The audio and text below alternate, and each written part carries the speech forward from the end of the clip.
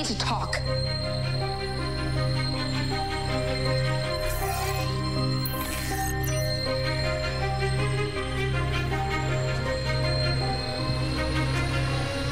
Yes, Nora.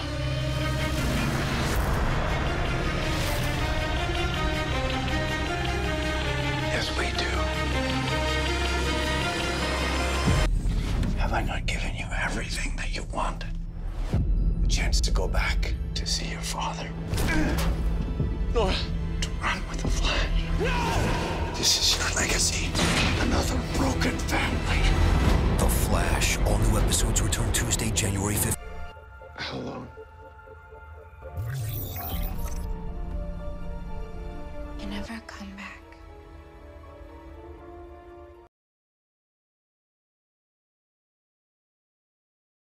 What is good, YouTube? Warstu here with a video on The Flash Season 5 Episode 10. So this week we had the fantastic crossover, and you don't know how cool it is to finally say after 3 years we've finally had a pretty epic crossover, which is appearing to build up to Crisis on Infinite Earth next fall, which is going to be very, very interesting. So the last time we seen The Flash, we actually were finally shown that yes, Nora Allen is working with Reverse Flash, Eobard Thawne in the future in some capacity. And before I spoke about what I think's going on, I wanted to wait until we got the promo for episode 10, and episode 10 isn't going to disappoint. Finally, the Flash TV show, after a slow start, this boring ass storyline with Cicada, let's be honest, it's going to get pretty dry. Cicada wants to kill all the metahumans because of what happened to his adopted daughter, I guess you could say. But as we know from the power of the internet, she's going to wake up, and I still think something else is going on in my story. So although a lot of this trailer focuses on the Reverse Flash and the conversation that Nora is going to have with him, because right at the end of the episode she shoots back to the year she's from, 2049 I believe it is, and she says, we need to talk, and he's like, I think we need to talk. So let's get into this video. But first, guys, if you could smash that like button, that would be much appreciated, as we are making a comeback to the DC world on this channel. After watching Aquaman this week, Aquaman is absolutely a fantastic movie.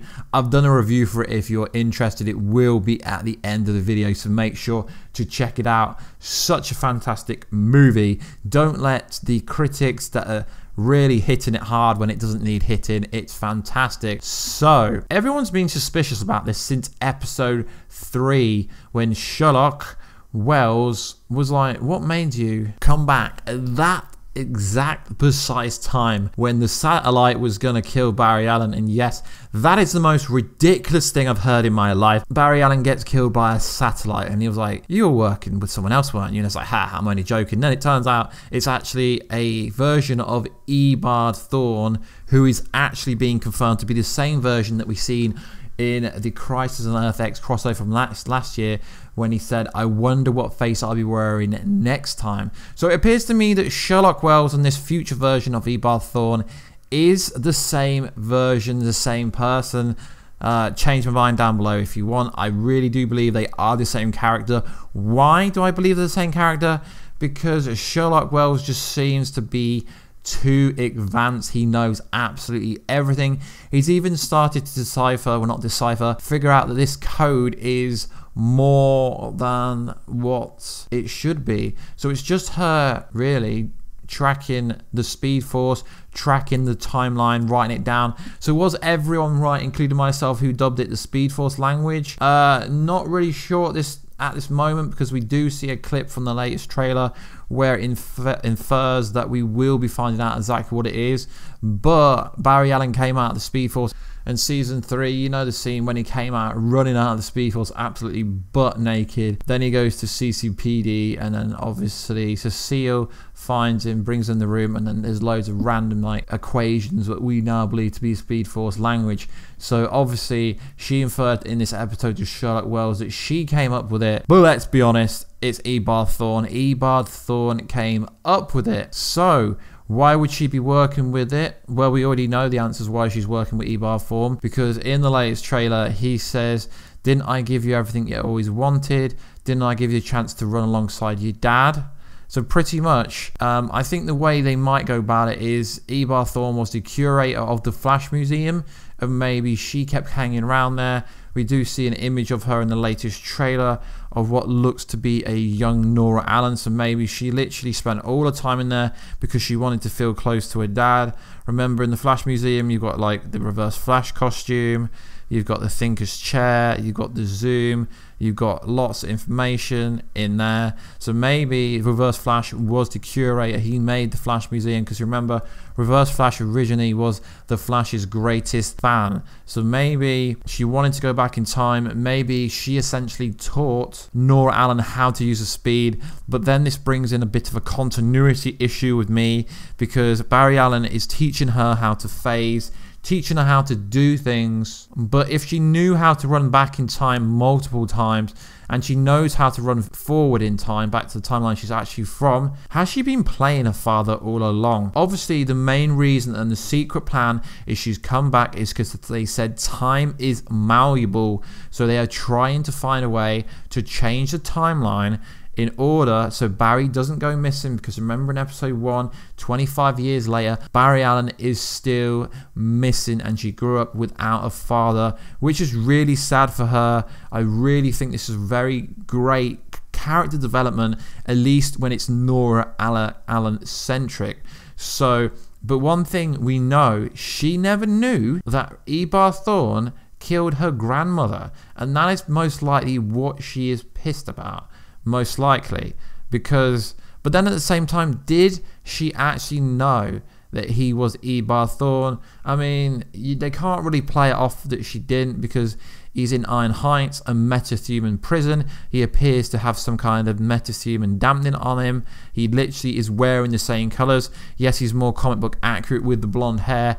But if they do try to spin this story that she never knew he was Reverse Flash, but personally, and from what people have said on Twitter, most people knew that she was going to be working Reverse Flash. So if they try and spin it that Nora Allen never knew that was Ebar Thorne and thought it was someone else like Godspeed, that just wouldn't be cool. So we know from her conversations with her mother that she never knew that Flash didn't always save the day. She always looked up to her dad, thought he saved the day, he did the right thing, and people have died. Barry Allen has just done his best to save the day.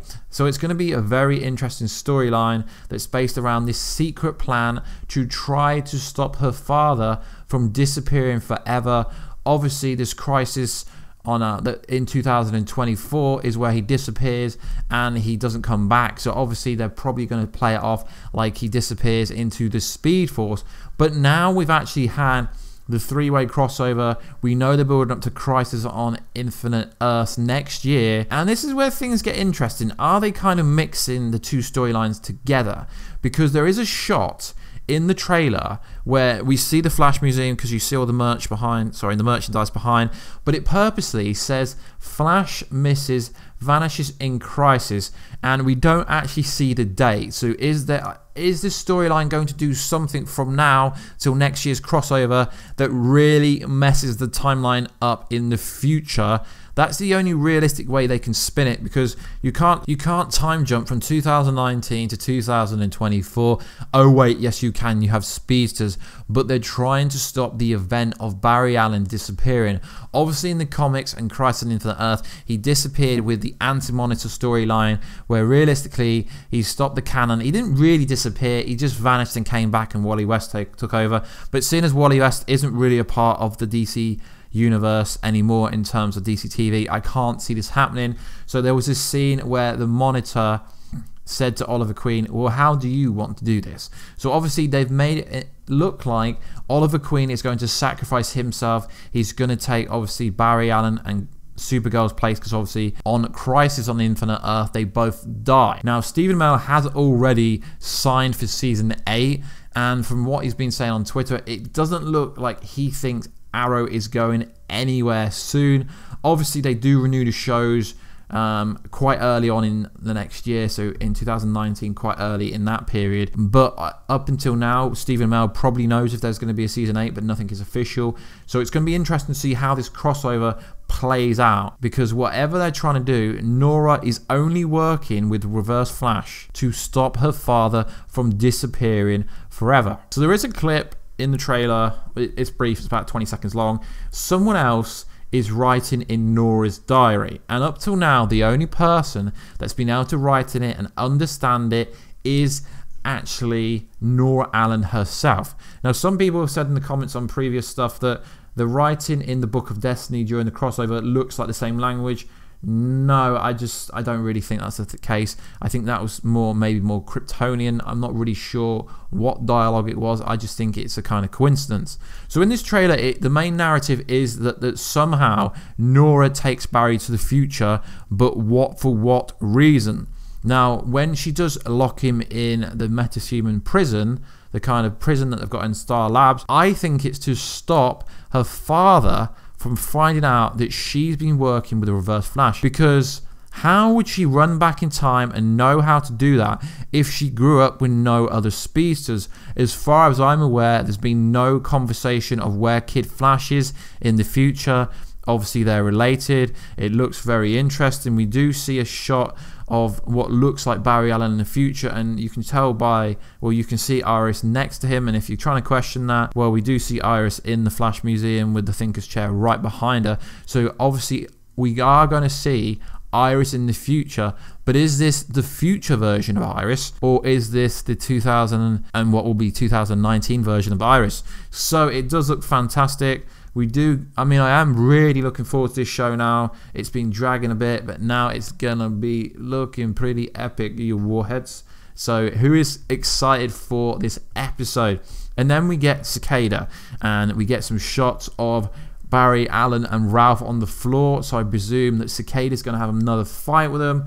What was interesting is during the crossover we found out that Killer Frost is a metahuman, because when Amazo scanned her it said a metahuman. But it's kind of strange, because obviously we are led to believe from the start of these shows, when Arrow first started and when Flash first started, that metas were only people that were infused with dark matter.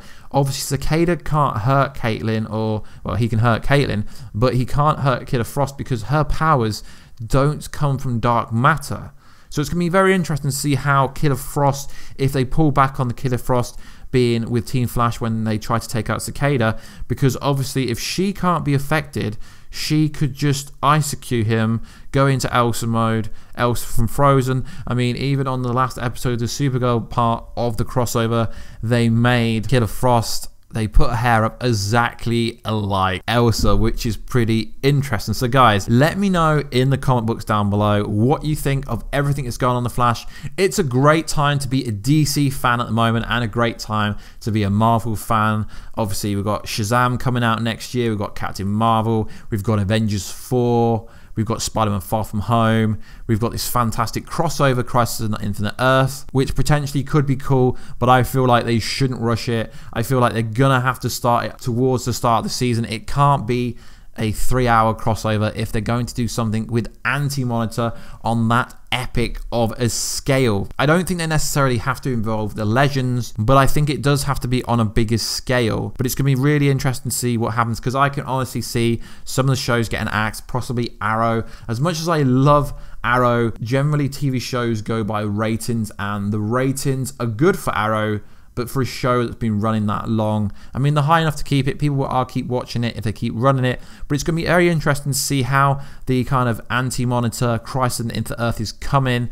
Are they going to merge everything onto Earth 1? I really hope they don't do that, because I like the fact that Black Lightning is on its own independent Earth. And a bunch of people who I speak to about these kind of things, not YouTubers, just people who watch the shows, who I know, are all thinking that they're going to be merging all the Earths onto one. So Supergirl will go to Earth 1, Black Lightning will go to Earth 1, the Batwoman will go to Earth 1, if she isn't already on Earth 1. I'm not really sure they made that clear. So it's interesting. So I believe that is why Nora Allen worked with Reverse Flash, because she wanted to go back in time and try and save her father from disappearing and never being able to work together with her father. So yes, Reverse Flash did give her the ability to do that, but it's going to be so epic when Barry Allen finds out his daughter's been working with Reverse Flash, his greatest enemy ever. It's going to be pretty awesome. Anyway, guys, sorry this video is a bit longer. I try and make my videos a bit longer now.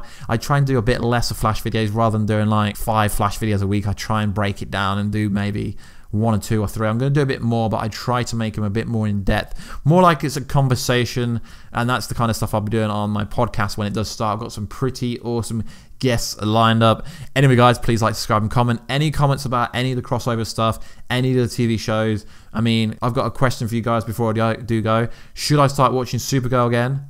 Not really sure. I've heard some good things about it. I stopped watching after episode 3. I don't really like the fact that it's political, but maybe it might be good, so I might give it a chance over the break, as we have got, I think, about 5 or 6 weeks before it returns. Anyway, guys, please like, subscribe, and comment. If you made it this far, you are awesome. Anyway, guys, I'll catch you in another video very soon. Catch ya later.